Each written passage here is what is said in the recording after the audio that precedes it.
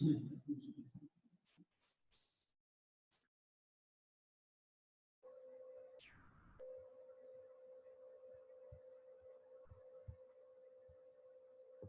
dia, Nicolas. Vocês estão me ouvindo? Bom dia, professor.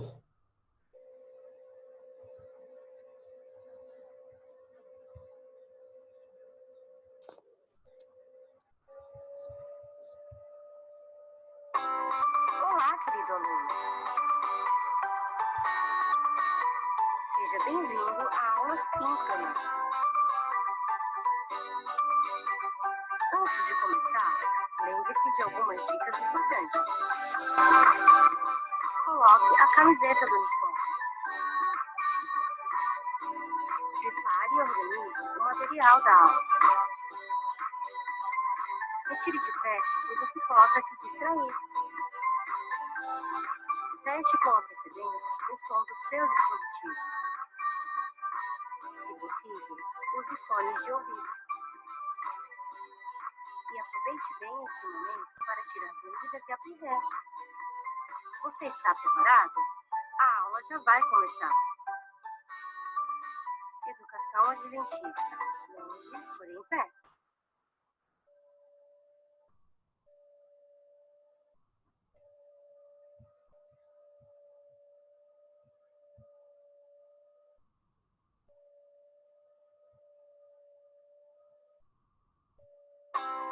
Olá, querido aluno. Seja bem-vindo à aula síncrona.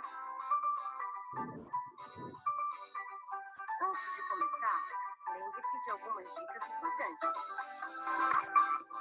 Coloque a camiseta do uniforme. Prepare e organize o material da aula. Retire de pé tudo que possa te distrair.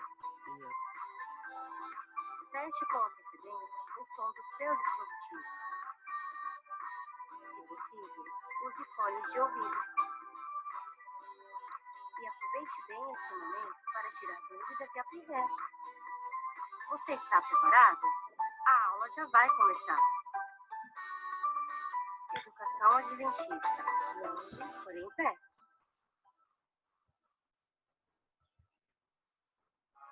Educação Adventista. Muito além do ensino.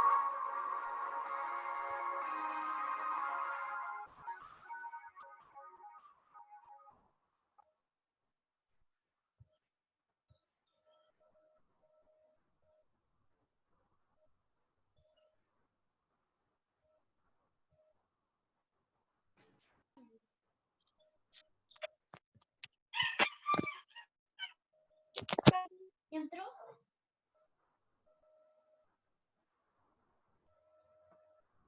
Muito bem, bem-vindos a todos que entraram agora.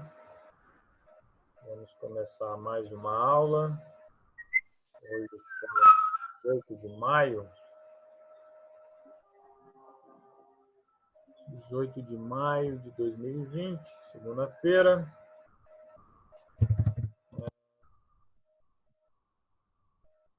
Terminamos um capítulo sobre a crise de 1929 e o nazifascismo, e vamos começar um conteúdo novo, né, sobre a Era Vargas.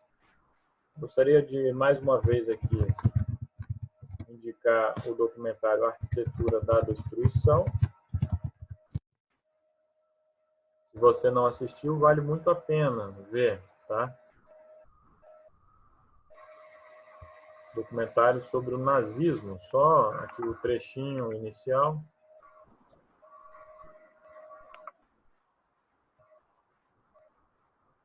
Por algum motivo não está saindo som. Sowas schafft wohl nur Verzichten.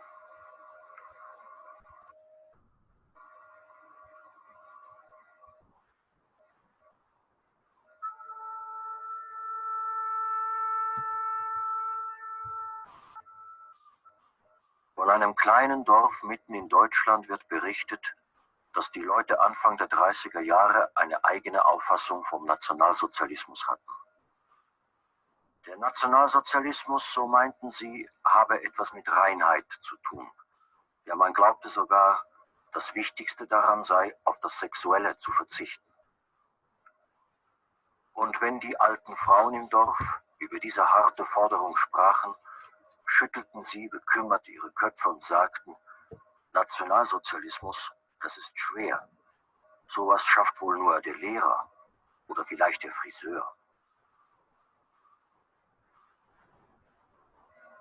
Wenn auch die Leute im Dorf den Nationalsozialismus auf ihre eigene Weise verstanden, hatten sie doch etwas Wesentliches erfasst, nämlich den Traum der Nationalsozialisten, durch Reinheit und Opfer eine schönere Welt zu schaffen.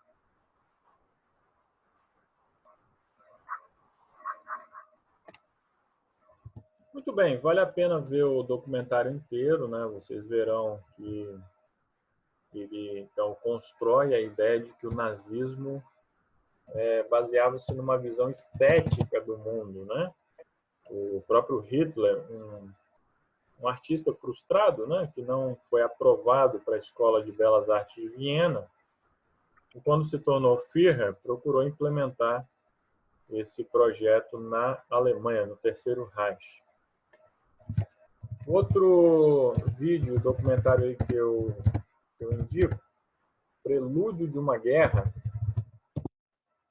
que foi produzido pelos Estados Unidos já durante a Segunda Guerra Mundial.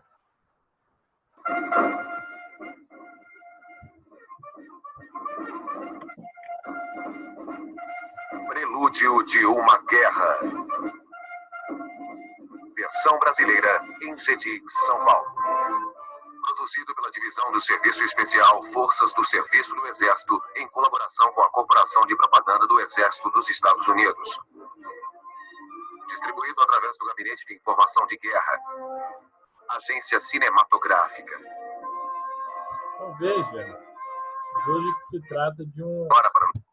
trata de uma fonte primária, né? Um filme que foi produzido para ser propaganda, né? Para denunciar os horrores aí do nazifascismo, do militarismo japonês, mas é bem didático também, justamente por ter sido produzido para fins de propaganda, para alcançar as massas, né? E por meio desse documentário você vai entender as relações entre o nazifascismo e o início da Segunda Guerra Mundial, tá? Só mais um trechinho aqui. Nos igualarmos com a força militar deles? Não. Não, esses argumentos eram todos uma cortina de fumaça. Quando a guerra chegou, a democracia provou ser ela a escassez e os nossos inimigos a abundância. E quando a guerra chegou, chegou onde?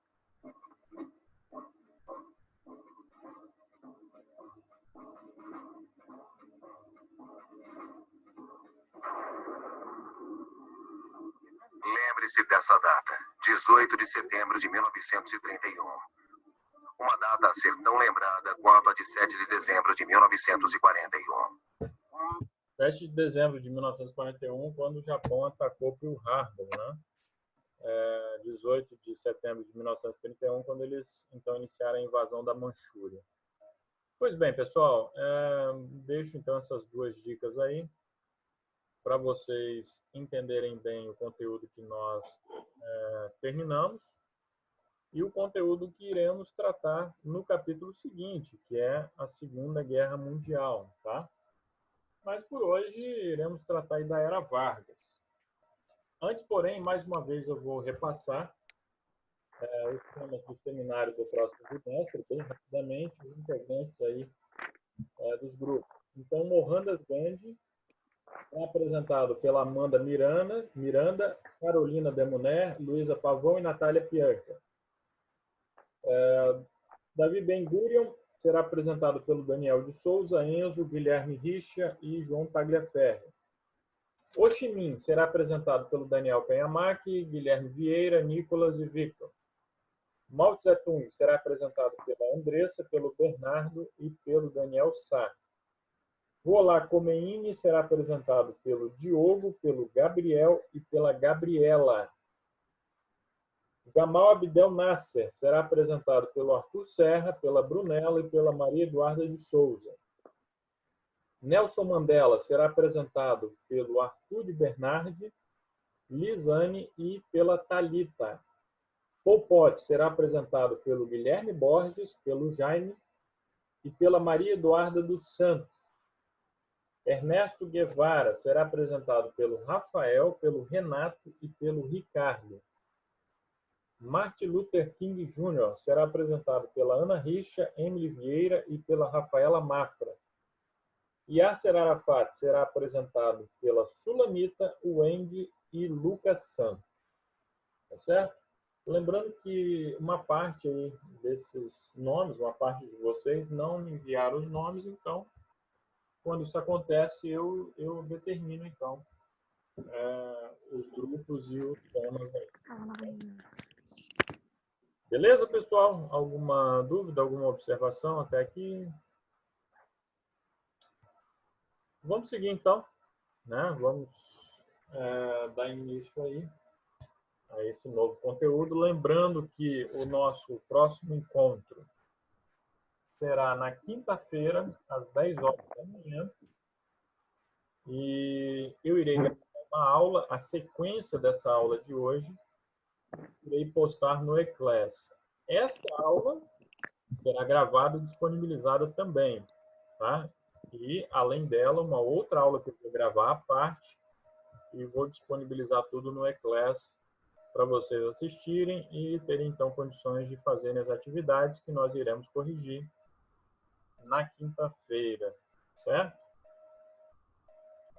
Muito bem, Era Vargas, que é uma figura aí controversa na história do Brasil, amado por uns, odiado por outros.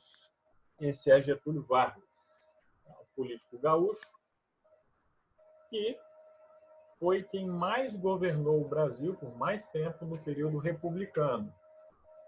Em toda a história do Brasil, ele só perde para o Dom Pedro II. Dom Pedro II, que governou por 49 anos. Getúlio Vargas governou esses 15 anos, que vocês estão vendo aqui, de 1930 a 1945. E depois, nos anos 50, iria governar o Brasil aí no contexto democrático. Tá? Tudo isso nós vamos tratar com vocês. Pois bem, nesta aula iremos falar do governo provisório. Iremos tratar da Revolução de 1930, as principais medidas, a Revolução Constitucionalista de 1932 e a Constituição de 1934. Peço que mantenham aí os microfones desligados. Estava ouvindo aí alguns ruídos. Se tiver alguma dúvida, aí sim você fique à vontade para abrir o microfone e perguntar. Ok? Vamos lá. Bem, uma rápida revisão. O Brasil, até 1930, era governado por oligarcas, indivíduos da elite agrária, né, elite cafeicultora de São Paulo e Minas Gerais. Esses dois partidos políticos monopolizavam o contexto político. O PRP, Partido Republicano Paulista, e o PRM, Partido Republicano Mineiro. Né? Havia uma espécie de um acordo de cavalheiros entre eles. Ora, quem governava era um presidente paulista, ora era um presidente mineiro ou um indicado, né, um indivíduo da confiança do PRP ou do PRM. A República ficou conhecida como República do Café com Leite, portanto, devido a esse revezamento entre presidentes paulistas e mineiros. É importante lembrar que São Paulo era o estado mais próspero dessa época, né? Tinha o maior colégio eleitoral. Minas Gerais vinha logo atrás, na segunda posição. E depois vinham ali Rio Grande do Sul, Rio de Janeiro, que tinham também a sua expressão política. O voto era aberto, Isso foi estabelecido na Constituição de 1891 e, portanto, os coronéis ameaçavam as pessoas, davam presentes, faziam pressão. E esse fenômeno político ficou conhecido como o voto de cabresto, certo? E as pessoas eram guiadas, eram manipuladas ali pelos coronéis e não votavam livremente. O eleitorado formava uma pequena parcela da população, homens, né, maiores de 21 anos, e alfabetizados. A população brasileira era bem menor do que é hoje, então era relativamente fácil exercer um controle sobre os eleitores. Em 1930, estavam previstas eleições e, um pouco antes das eleições, houve um racha nessa aliança entre a elite paulista e a elite mineira. O que houve ali foi que o presidente, que era um paulista, Washington Luiz, traiu os mineiros ao anunciar que iria apoiar um paulista.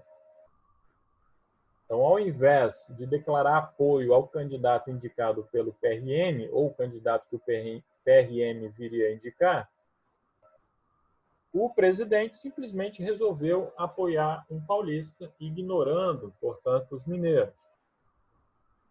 Foi então que os mineiros formaram a Aliança Liberal. A Aliança Liberal teria como candidato à presidência da República Getúlio Dornelles Vargas.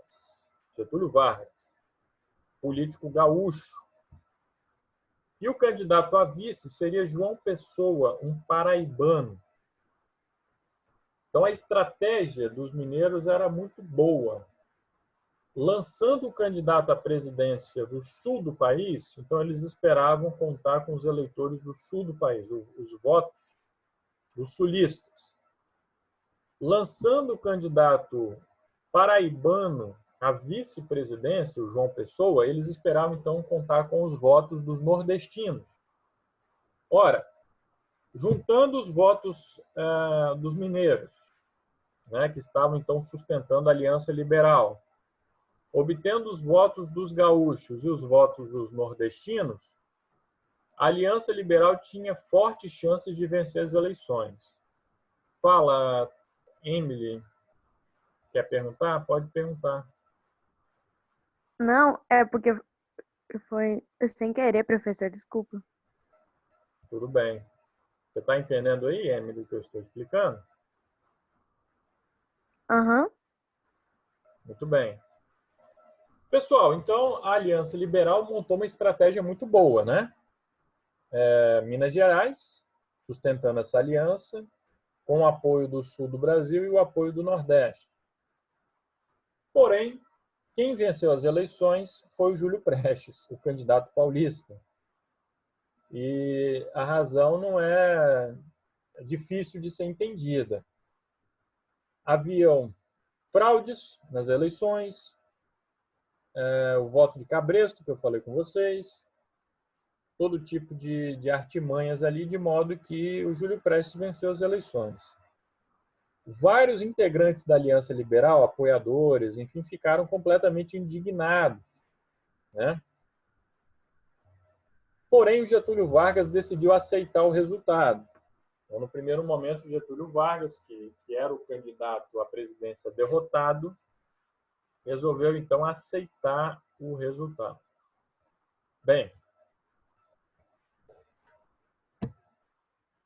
as coisas, então, caminhavam para que o Júlio Prestes viesse a tomar posse, o Getúlio Vargas iria aguardar as eleições seguintes, iria se preparar melhor para tentar vencer as eleições seguintes.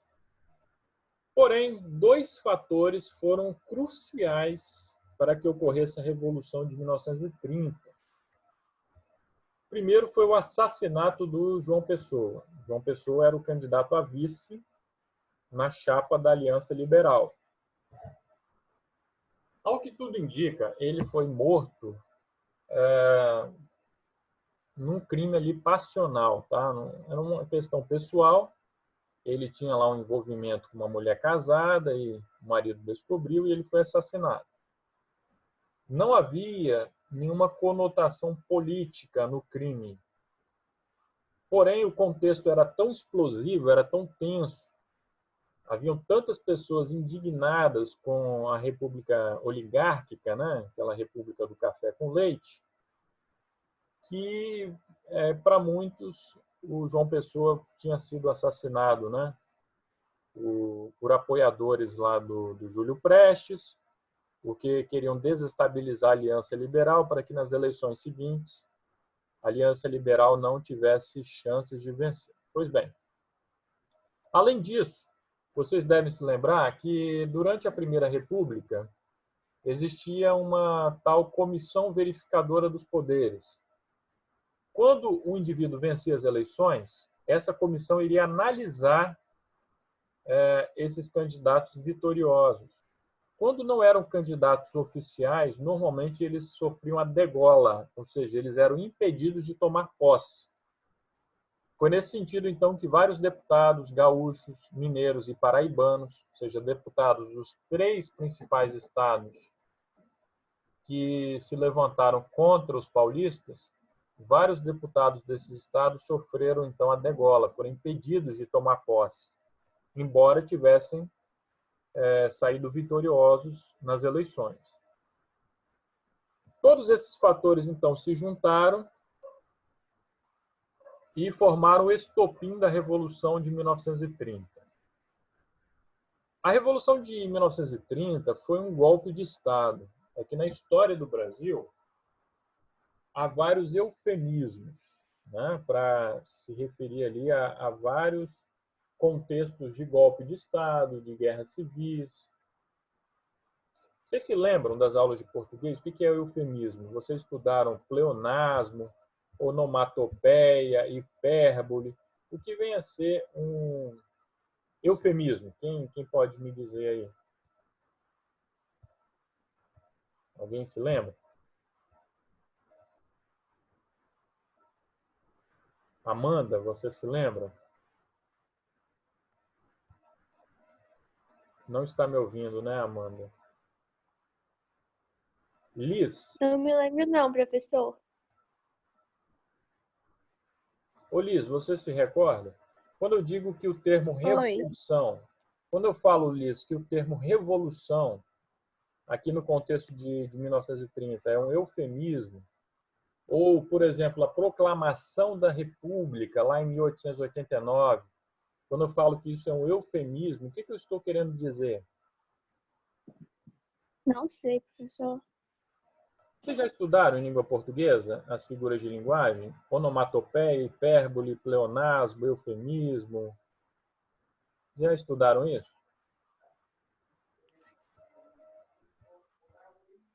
Já estudaram ou não? Ninguém responde. Tá bom. O eufemismo, pessoal, é um termo para suavizar um acontecimento, algo ali chocante, então você usa o eufemismo, tá? Então, ao invés de falar em golpe de Estado de 1930, por algum motivo a historiografia consagrou aí o termo revolução. Ao invés de falarmos num golpe militar no dia 15 de novembro de 1889, que depôs um governo constitucional, que era o governo de Dom Pedro II, nós falamos em proclamação da República. E daí por diante, tá? Então, é uma série de eufemismos para suavizar contextos turbulentos, né? Movimentos que aconteceram à margem da legalidade na história do Brasil. Iremos continuar tratando de algum desses aí. Praticamente o único que entrou para a história sem eufemismos foi o golpe civil-militar de 1964. Né? Mas, pois bem, vamos entender então aqui o que aconteceu. Tá? A Aliança Liberal, depois então do assassinato de João Pessoa e do fato de vários deputados aí ligados à Aliança Liberal terem sido impedidos de tomar posse, ela recebeu o apoio de integrantes, ex-integrantes do tenentismo, né? Exceto Luiz Carlos Prestes, que já havia adotado o marxismo e resolveu não apoiar a Aliança Liberal. Washington Luiz foi deposto e preso, não houve resistência, não houve nenhum movimento organizado para defender o governo oligárquico, tá? O presidente simplesmente perdeu o cargo, chegou a ser preso e depois foi enviado para o exílio.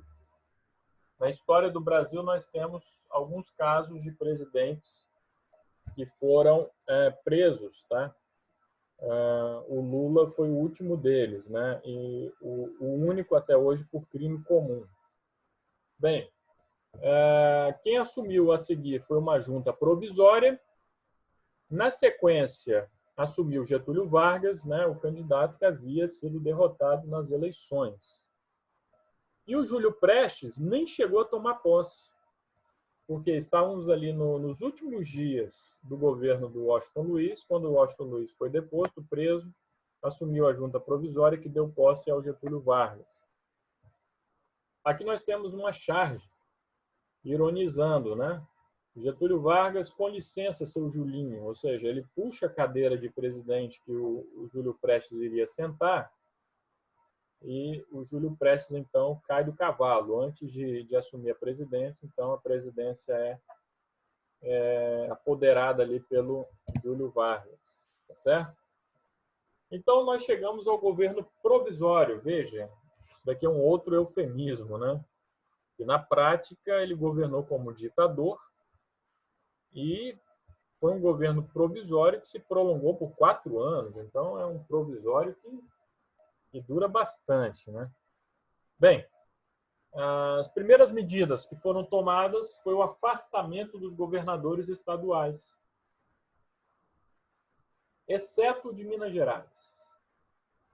Por que vocês acham que o governador de Minas Gerais não foi afastado do cargo? Quem pode aí dizer, hein? Quem saberia dizer?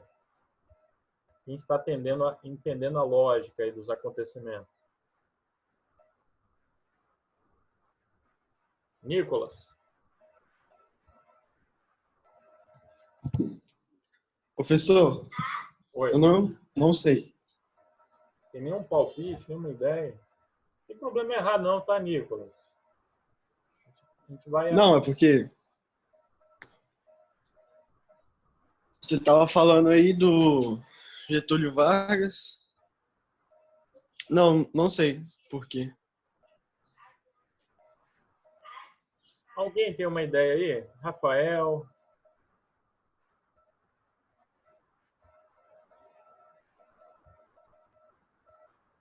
Alguém, pessoal, gostaria aí de levantar uma hipótese, né? Por que todos os governadores... Não, professor, não sei não.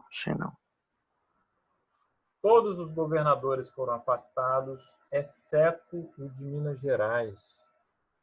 O que o governador de Minas Gerais tinha assim, de tão importante para ele se manter no cargo? Pessoal, não é difícil, né, entender. Olha só. A Aliança Liberal era sustentada por qual estado? Qual partido? Qual partido?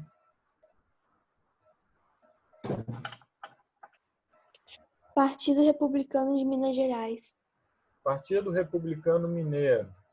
Então, o Getúlio Vargas chegou ao poder graças ao apoio do segundo maior colégio eleitoral do Brasil, Minas Gerais.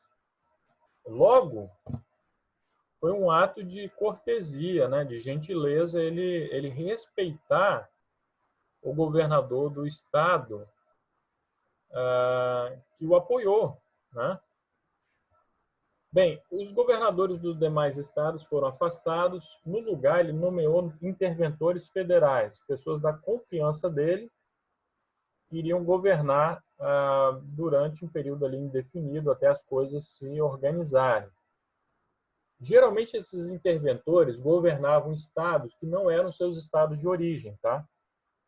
Então, o interventor de São Paulo era de outro estado, o do Rio Grande do Sul não era um gaúcho, o da Paraíba não era um paraibano, e daí por diante, tá? Porque justamente ele queria romper com o coronelismo, ele queria enfraquecer os coronéis de cada estado. Se ele escolhesse, então, o interventor daquele estado, seria um indivíduo que tinha ligações familiares com as elites ali, locais, que teria os seus compromissos e não iria executar o plano, então, que ele tinha para o Brasil, certo? Lembrando que foi no início aí do governo provisório que se consagrou a expressão República Velha. O período anterior, período da República Oligárquica, ficou conhecido, então, como República Velha. Getúlio Vargas estava propondo, então, um novo Brasil, né? sem o coronelismo, sem o voto de cabresto e daí por diante. Tá? A Constituição de 1891 foi revogada e ele começou, então, a governar por meio de decretos. Então, graças a esses decretos que ele afastou os governadores estaduais, nomeou interventores, dissolveu todas as câmaras legislativas, ou seja, câmaras municipais, assembleias legislativas, que são do nível estadual, e o Congresso Nacional, Câmara dos Deputados, Senado, tudo foi dissolvido. E o Getúlio Vargas assumiu as funções legislativas. Veja que, nesse momento, Getúlio Vargas tem mais poder do que teve o imperador Dom Pedro II. Tá? Porque todo o poder está concentrado aqui nas mãos dele, né? O ensino religioso passou a ser obrigatório nas escolas. Café, no primeiro momento, continuou sendo comprado, estocado, e com o início da Grande Depressão, ele então determinou a queima de milhares de sacas de café. Vocês sabem muito bem que em 1929 houve a quebra da Bolsa de Valores de Nova York. O Brasil era um grande exportador de café, não possuía então compradores interessados naquele momento, porque o mundo capitalista estava em crise. Para que o preço não seguisse caindo, então ele ordenou a queima do café, né? Outra medida extremamente importante é a criação do Ministério do Trabalho, Indústria e Comércio. Bem, Getúlio Vargas iria buscar o apoio aí dos trabalhadores urbanos, das camadas médias da população, e por isso ele iria então promover uma legislação trabalhista, certo? Iria promover também a indústria, o comércio, o que agradava a classe média. Tá? Getúlio Vargas ficou conhecido na história do Brasil como o pai dos pobres, certo? Então, a criação do Ministério do Trabalho, Indústria e Comércio está nesse contexto. Bem, nem todos estavam satisfeitos. Em 1932, Getúlio Vargas já estava ali se aproximando ali de 2 anos no cargo de presidente, governando por meio de decretos, nenhum sinal de que iria convocar eleições para uma constituinte. Então, os paulistas que não estavam satisfeitos com o interventor que Vargas nomeou para lá, simplesmente, então, se rebelaram. Começaram com protestos pacíficos. Num desses protestos, 4 estudantes foram mortos pelas forças de repressão, então. Os sobrenomes desses estudantes vocês têm aqui, ó. Miragaia, Martins, Drauzio e Camargo. Então, isso formou um lema, MMDC. Esse veio a ser o emblema dos paulistas, que então pegaram em armas contra o governo de Getúlio Vargas. Essa foi a Revolução Constitucionalista de 1932. Na prática, uma guerra civil. Mais uma vez, nós chegamos à questão aqui do eufemismo, né? É um termo que suaviza, né? Revolução Constitucionalista. Na verdade, foi uma guerra civil. Uma guerra civil que teve, de um lado, São Paulo e Mato Grosso, que veio apoiar, então, essa guerra civil, e do outro, as tropas leais a Getúlio Vargas, o Exército Brasileiro. Após alguns meses de combates, Getúlio Vargas venceu. O movimento lá iniciado pelos paulistas foi derrotado e Getúlio Vargas, então, conseguiu se impor. Certo? Bem, o que nós temos, então, aí é uma vitória militar de Getúlio Vargas. Getúlio Vargas saiu fortalecido, porém, ele foi um grande gênio político. Isso ninguém nega, né? Nem aqueles que o apoiaram, nem aqueles que são críticos de Vargas discutem que ele foi um grande articulador político, ele tinha uma sensibilidade, uma perspicácia muito grande. Ele percebeu que a maré estava se voltando contra ele. Num primeiro momento, ele era apoiado por grandes parcelas da população, ele representava uma novidade, porém, agora ele percebe que há parcelas da sociedade brasileira que não estão aprovando o governo dele. Então, o que ele fez foi convocar uma Assembleia Constituinte, o que era uma das reivindicações dos paulistas, por isso que ficou conhecida como Revolução Constitucionalista. Ele, então, resolve, então, aprovar o Código Eleitoral de 1932, uma medida prévia à convocação da Assembleia Constituinte. Esse Código Eleitoral estabeleceu o voto secreto, direito de voto às mulheres, pela primeira vez na história do Brasil, e uma justiça eleitoral independente, certo? Para organizar todo o processo eleitoral. Então, ocorreu as eleições para a Assembleia Nacional Constituinte. Pela primeira vez, as mulheres votaram e puderam ser eleitas, né, para a Assembleia Constituinte.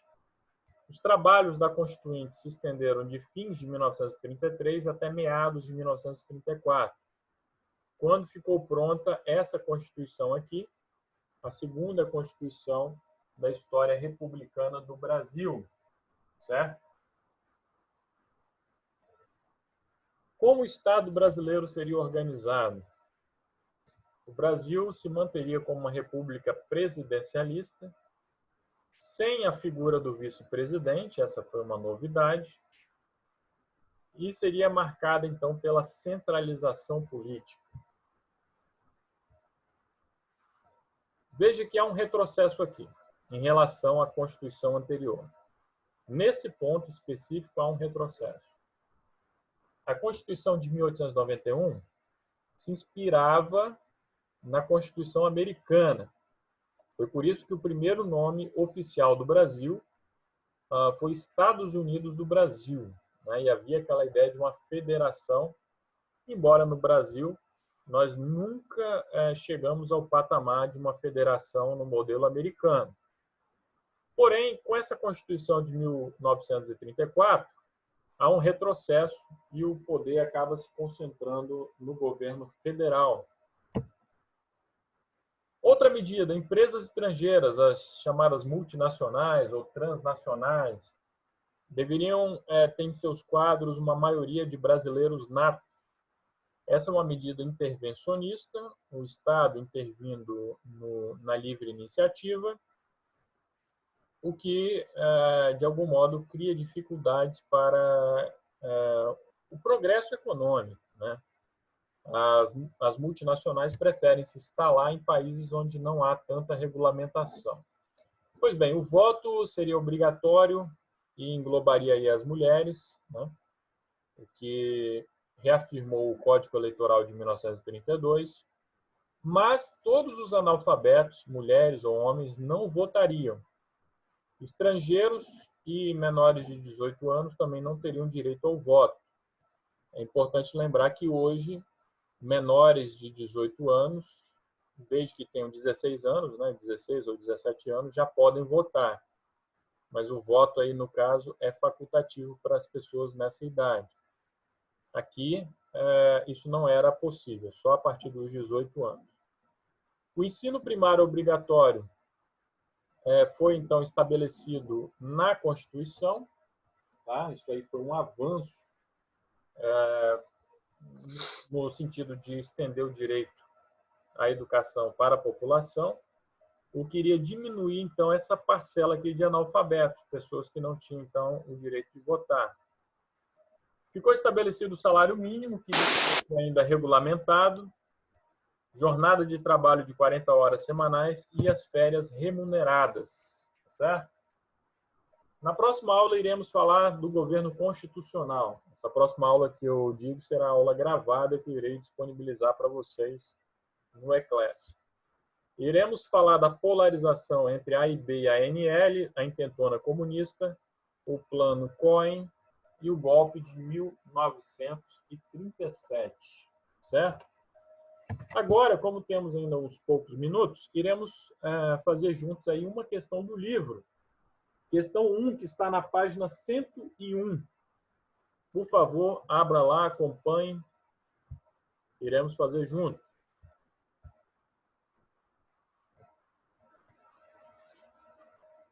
Em 3 de outubro de 1930, eclodiam movimentos militares em Porto Alegre, Belo Horizonte e Recife. No Sul, o movimento deu-se sob a palavra de ordem Rio Grande de pé pelo Brasil, sob o comando do próprio Getúlio Vargas. Em 24 do mesmo mês, um pronunciamento militar depôs Washington Luiz. Finalmente, em 3 de novembro, Getúlio Vargas assumiu a chefia do governo provisório. Em todo o país comemoraram-se a queda de Washington Luiz. Porto Alegre viveu verdadeira apoteose cívica. Enfim, o texto aí termina falando da grande comemoração, do júbilo, né, que tomou conta da população brasileira em vários estados. Sobre o contexto da Revolução de 1930, vamos ver quais afirmativas aí são verdadeiras. Arthur, está me ouvindo? Não está ouvindo, né? Uma pena. Ricardo, está me ouvindo? Ricardo? Vitor, está me ouvindo? Enzo, está me ouvindo? Eu não sei a quem vocês querem enganar, né? Estão enganando a si próprios, né? Achando que vão deixar aí o computador aí ligado e fazer outra coisa, né? Guilherme, está me ouvindo? Eu, professor. Guilherme, pode ler a primeira afirmativa aí da questão 1 da página 101. O programa da Aliança Liberal refletia as aspirações das classes dominantes regionais não associadas ao núcleo cafeeiro e tinha por objetivo sensibilizar a classe média. O que você acha dessa afirmativa? Ela é verdadeira? Eu coloquei que sim, professor, mas eu não sei se está certo. Olha, é justamente isso, tá? A Aliança Liberal procurava atrair outros grupos que não aqueles ligados àquela antiga oligarquia cafeeira, certo? Deixa eu ver aqui. O Guilherme Santos está me ouvindo? Não está ouvindo, né? Jaime Júnior, está me ouvindo? Ô, professor. Leia a segunda afirmativa, por gentileza. Um novo tipo de Estado nasceu após 1930, centralizado, promotor da industrialização e voltado a atender os interesses da classe trabalhadora urbana. Isso é verdade? Sim, que acabou que, como até fala, né, que o Getúlio era o pai dos pobres, e aí ele acabou promovendo industrialização, promoveu medidas. Correto, é verdade isso daí, tá? Vamos à terceira afirmativa. Os revolucionários liderados por Vargas implementaram amplo projeto de reforma agrária. Thalita, isso é verdade?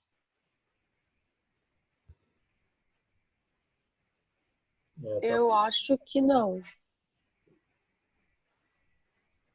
Você, Ou é? você está ciente do que é reforma agrária, certo? Ou você está na dúvida? Você sabe o que é reforma agrária, Thalita?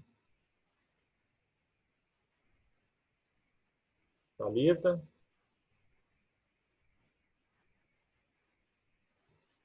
Hoje está meio difícil. Emily, está me ouvindo? Oi, professor. Emily, você se lembra o que é reforma agrária?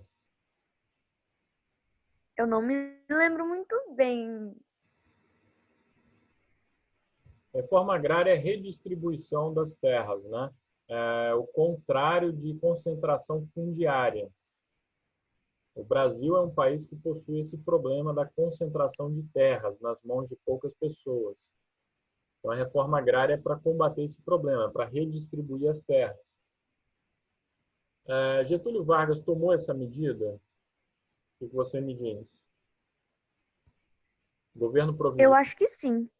Sim? Eu não tenho muita certeza, mas... Mas na aula de hoje, em algum momento eu falei em reforma agrária? Não. Então provavelmente não, né? Essa terceira frase aí está errada, ela é falsa. Então, a letra correta é a letra D, certo?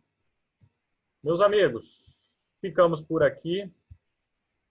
Desde já o convite aí para o nosso encontro de quinta-feira às 10 horas da manhã. Um abraço. Fiquem com Deus, tá? Façam as atividades para a gente corrigir na próxima quinta-feira. Tchau, professor. Tchau, pessoal.